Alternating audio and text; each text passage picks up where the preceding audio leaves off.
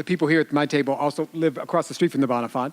We are homeowners who have been dealing with such a rise in gun violence around our area, people being shot, a couple of people being killed. There's nighttime events. An establishment that has not been the best neighbor at all has after-hours eating and stripping at times over the last couple of years. And so there's a number of things that have been going on that have created bigger problems. This is where we really like hearing that there's going to be some work with the ABS.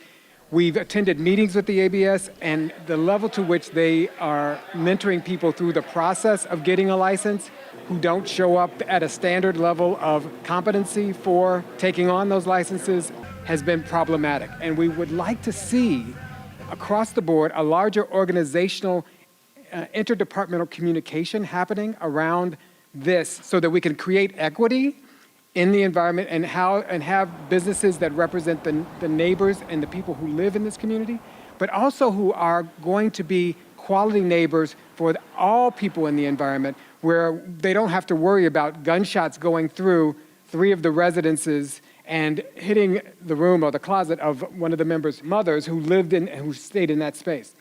We also would love to see there being more work done on the level of drag racing that's happening up here. I mean, if we could follow the model of New York City while taking some of those all-terrain vehicles away from folks and getting those people who are racing their cars up and down Colesville Road and other spaces, that would help tremendously. And that's why we're here today, to come together, to really think about how, as a community, we can come together and not just respond, but be ever more resilient moving forward. And to do this, we all need to be working together. We're going to talk about how we can do this and what we put in place.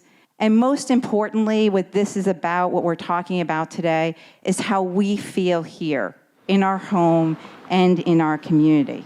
One of the big reasons we have bike and foot patrols is to have police officers interacting with the community, number one. Number two, the police department in this district has focused on youth engagement. That's a big thing for them. So they piloted the youth basketball tournaments. I think they're going to run that again this summer. That was something that Commander McBain embraced. I've seen him at more community meetings than I think I've seen a ton. That's all I'll say. I know the other districts do their own as well. Coffee with a cop is a regular thing here in the district. They have officers. They encourage their officers, and frankly, they measure their officers based on engagement that they have with the public.